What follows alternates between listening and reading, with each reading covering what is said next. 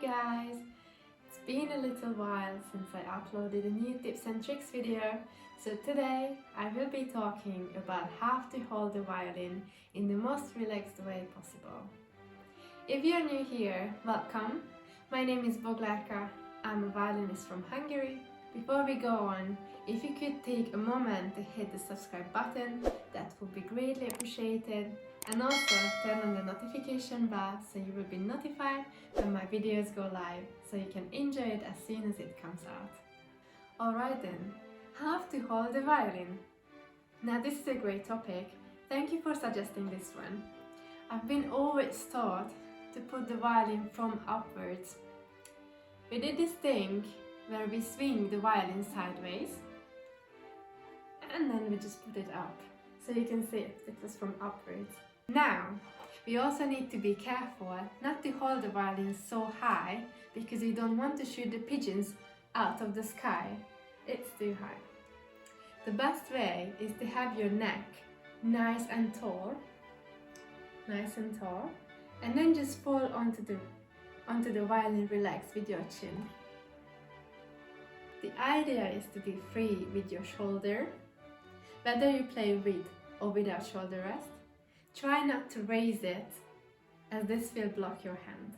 Holding the violin in a comfortable way can be different for each person, so today I thought it would be a nice idea to ask my friend, who is a brilliant violinist, to talk about his opinion on this topic. Hi Tomo, welcome in my channel. Hey guys.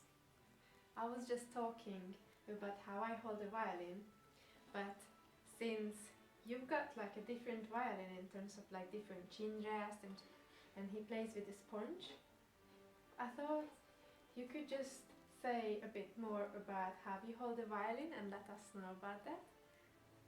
Okay, sure. So how I put my violin up is that I put my arm out to the side, about 45 degrees angle, and then I turn the violin in and then it just goes and straight in. And then my head just rests on the chin rest nicely like this. I think it's good to be able to just put the violin in without any hesitation and searching for ages like this, because the more that you think about it, the more tense you get and you start trying to hold it with your shoulder up like this. What you were saying earlier that you should avoid. Yeah. That's true, but how do you know where it should be? Yeah, so I think everyone has different body shape. So I think it really depends on like how you are. Maybe someone with a really long arm might like to have the violin pointing a bit more outwards so that their right arm doesn't have to cramp up like this. So as you can see, to pull a straight bow, the more side you have it, it's easier with long arm. But like if you have to put that way, yeah, exactly.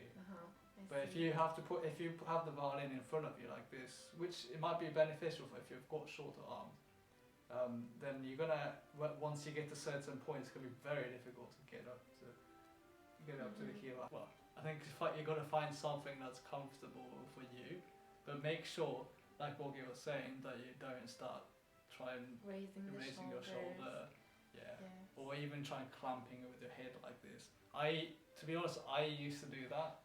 For many years I used to have my violin clamped like this. And how did you discover what you have to do then? So this has taken me a long time to experiment.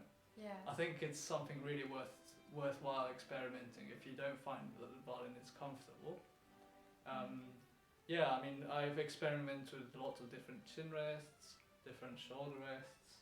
Okay. And but in the end actually I found that for me, actually using something like a sponge. This is called instead of shoulder rest. Yes, yeah. This is called a Huber pad.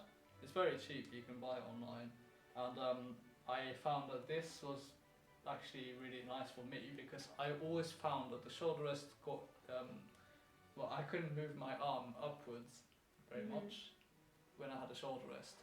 So actually, I felt like I have more freedom with this.